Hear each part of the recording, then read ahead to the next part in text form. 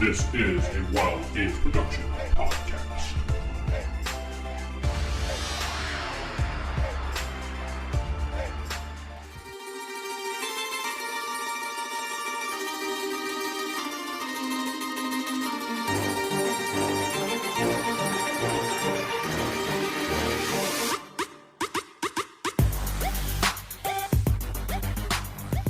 Hey folks, it is Vince the Evil DM, back with another episode of the Evil DM podcast here on Anchor.fm.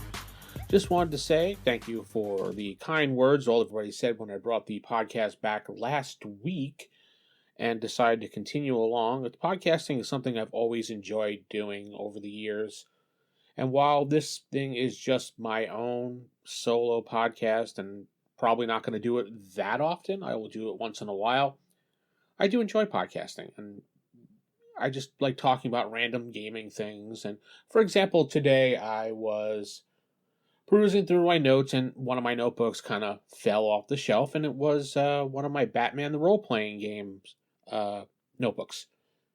And I was just like, oh yeah, I forgot about that. I have the Gotham database on Blogspot, which you can go check out if you want, if you're a fan of the games. gothamdatabase.blogspot.com.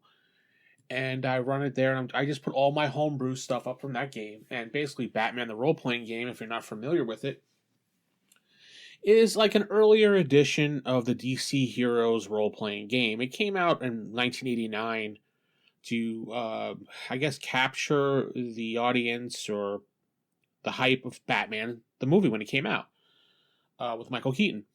And it was like $10, $9.99. It was probably one of the cheapest role-playing games I ever bought as a kid in 1989. And it was a transition book as well, because it was some of the new things that they were trying out when they had first edition, and they were going to move into second edition, that nice box set that they had. They had Batman the Role-Playing Game come out. So I always call it 1.5 edition. For DC Heroes. It has some of the things from 1E, and it has a lot of the things from 2E that they implemented when they let the box set out.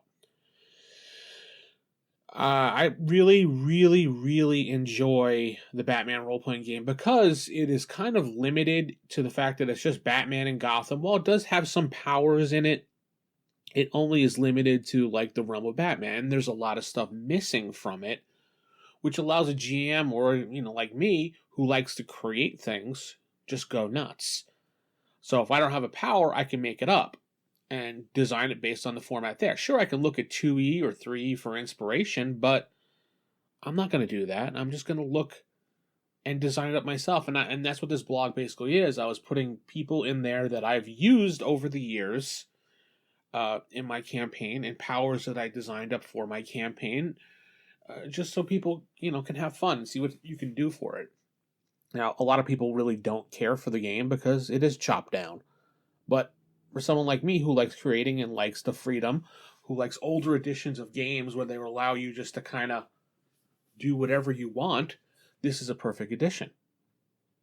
It's an easy edition to actually just make up whatever you want. And one of the first things I remember doing as probably in the 90s was when I really started heavily getting into the DC Heroes more than Batman and second edition, was I started writing up Batman and the Outsiders based on the comic book, because I really loved that comic book when I was a kid. Batman left the Justice League. He was just like, dude, I'm out. And he took basically people with him and formed his own like Justice League style group, and I really liked that. So I started making my own, statting up for all those characters. Well, some of it may not be correct compared to what today's write-ups would be, but hey, you know what? This game has a really good special. This game has a special place in my heart because it's always been there with me. It's one of the books that no matter where I traveled, where I went, this RPG book was always in my collection. There was just certain books that always were in my collection. My AD&D books, a lot of my Palladium books, and Batman. Batman, the role-playing game, was always been there. I mean, I left stuff over at my parents' house, but whenever I moved and did things and went around, Batman was always with me. There was one game I always read, flipped around, read, bought more versions of the book, played as the years went on in like office settings when I was introducing people to games. So that's why I really do like the Batman role-playing game. Now, you could play as a hero in the game, obviously, and that's what it's set for because it's the Batman universe, and you want to design up a hero to play in Gotham or maybe another one of the cities. You can also play as a villain. I don't see why not. I mean, I ran a campaign for Marvel Phase Rip for over a year and a half when the group was just entirely villains, so it's very much possible to do that. It's just a matter of revamping your thinking when you're playing the game. What's also really good about Batman the role-playing game is that you don't really have to play in the Batman universe. You could play in whatever city you want.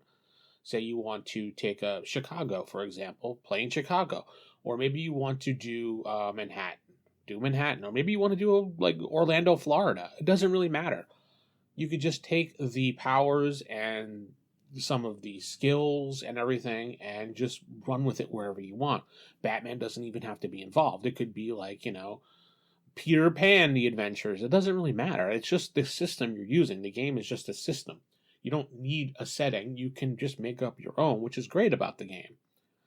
So you can do, your heist investigations and battle. You can even make up your own iconic villains to battle the heroes in the game, and it doesn't really matter. It's just a lot of fun, the game. I think the game itself has a lasting impact as far as people remember the game, but I don't think they remember how to play the game, because DC Heroes is one of those systems that takes a little bit to learn, but once you get into the swing of playing and rolling the dice and using the charts, it's not that difficult, and you start to memorize how it works. At first, it's a little bit of a headache because you have to, know what everybody's attributes are and look it on the chart and tell them what they need to roll, or you could just plan out and tell them. A lot of GMs, including myself, do have a hard time letting players know exactly what the stats they have of villains, because those are supposed to be a surprise and mystery, so that they don't be like, oh, he's got a 4 and I got a 7, I'm gonna kick his ass, I know it. No, it doesn't work that way. I'll just tell people what they need to roll, and then boom, we move from there, and it makes the game a lot smoother. But some people have a problem with that whole chart system and rolling on that and with the doubles and what everything means. I mean, the game is pretty simple. Once you get used to doing it, it's done. And second edition, if you pick that up, and sometimes you can get that box set really cheap. I've seen some people pick up the box set for $20 on eBay, $20 at like used bookstores, sometimes even less. It has that little wheel in it that you can just predetermine the number without even thinking. Just kind of just line it up and you'd be like, this is what you need to roll, this is what the effects are, boom, done. So it just, I don't know, I really enjoy the system a lot. And there are a lot of website resources for people to go to get, various character ideas and write-ups. Again, my website is one of them. The Gotham database was definitely one of them to use. There is a really good one, and I'll get the link right now while I'm sitting here. And it was done by one of the guys in the community. I think Mark, was it? Yeah, it might have been Mark. I'm not sure. I apologize to Mark if it's not him or it is him, and I'm just creating it wrong. It is called, there it is, the DC Heroes Mega Database, which I like a lot. You just go to DCHeroesRPG.com. There it is, DCHeroesRPG.com. And you got a giant database of DC heroes that he wrote up.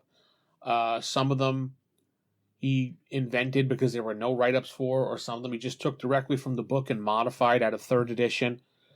He sticks with DC heroes as far as 3rd edition goes. He's a purist like myself, who only sticks with Mayfair stuff. I don't particularly care for Blood of Heroes. I understand that Pulsar was trying to do another edition of the game to keep it alive, but I don't like the way it came out. And some of the powers, they changed some of the things around, so I had to relearn things. I was just like, no. Well, I have no problem with anybody using that edition and liking that edition. That's one thing I want to say. It's not an edition war, obviously. It's just what you prefer. And everybody's entitled to their own opinion. And mine is I don't like Blood of Heroes. I just don't want to play Blood of Heroes. I want to play 3rd edition, 2nd edition, or Batman. And if it comes down to it, I'm going to play Batman because that's the easiest game to get. I can go on eBay and find it for under $20 generally. And for a while, they were giving so many of the books away for cheap prices on Amazon. Probably not anymore, but when I was working, like 2012, when I first started working this job for IT, and everybody in the office wanted to play it, they were selling 3 of them for $9.99. That's how badly that they were trying to get rid of them.